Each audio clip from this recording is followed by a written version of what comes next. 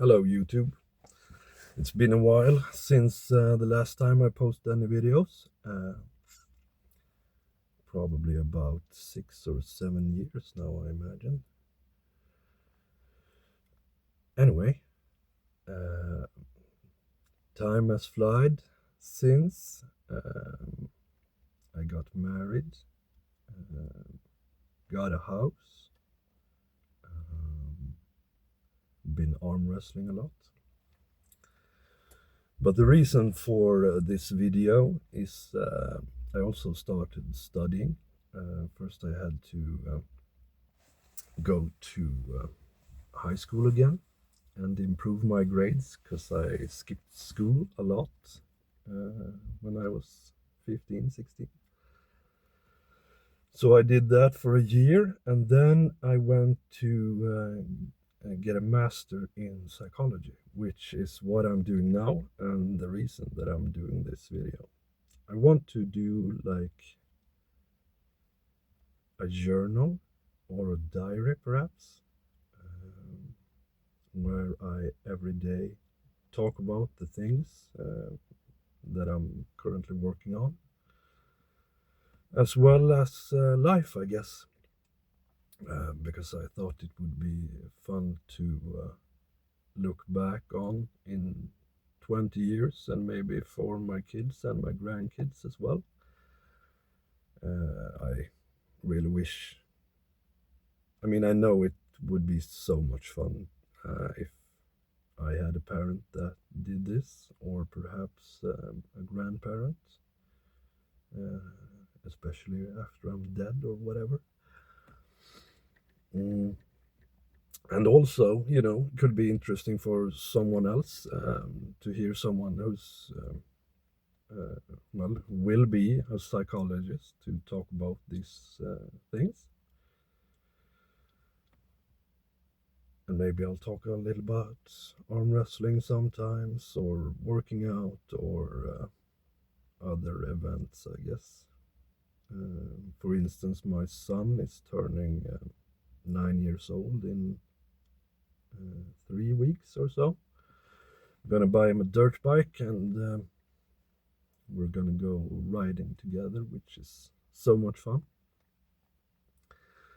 Today I got a workshop in school. I'm here at Karlstad University. We have prepared PowerPoints that we as a group are gonna like bind together into one big PowerPoint, and then we're gonna do a presentation for 20 people or so.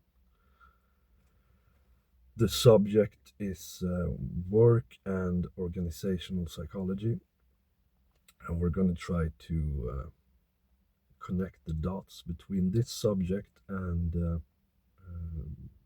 the things we've learned in previous years. I'm currently in semester 4, which means the latter half of year 2. The program is 5 years in total. So if this is day 1, then it's gonna be like day 1000 before I'm done, which is a lot of fun. I enjoy this program a lot, and I'm really trying to enjoy my time here, which is another reason that I thought it would be fun to record it and save it. As well as, let's do a psychological theory right away, which is levels of processing, which is a neuropsychological phenomenon or whatever, where if you process something, if you talk about it, and especially if you do it in your own words, and the more time you spend with it, the better you know it. So doing this video is a great way to process the ideas and stuff like that.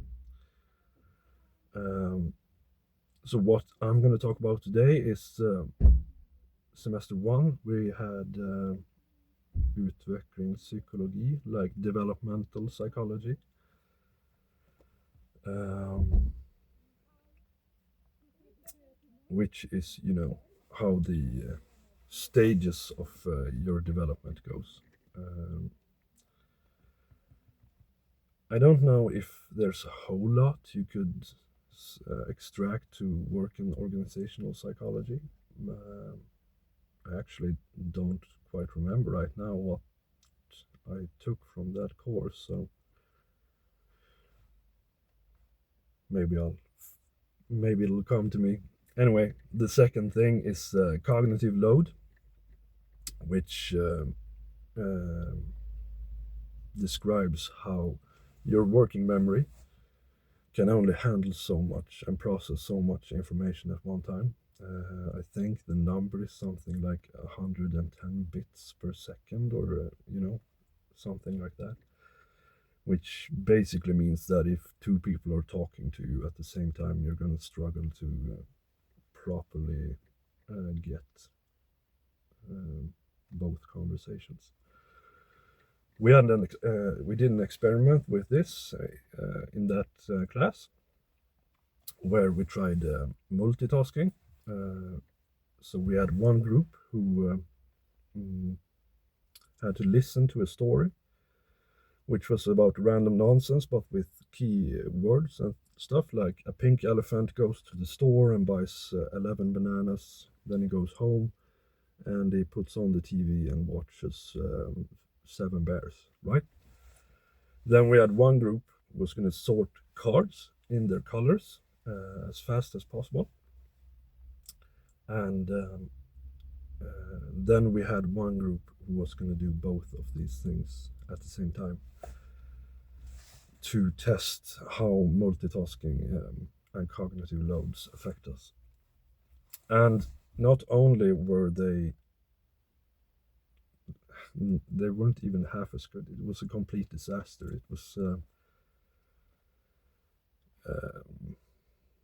it's almost impossible to, if they did the card thing, they couldn't even listen to the story, right? And if you listen to the story, your hands just stopped. And in work and organizational psychology, I think that perhaps a lot of people, especially in the middle management region, have too many balls in the air, which can lead to like this locked up state with stress, and also creating bottlenecks in an organization, because even if they don't mind it or whatever, they can't do it's multitasking in a manner of speaking isn't possible. You can only switch from one thing to another, and they have to like fit together really well if you're going to be able to do it effectively. In a larger scale, bottlenecks are a complete disaster for effectiveness, right? So you have to shift uh, responsibilities and work stuff to people who perhaps don't have as much on their plate.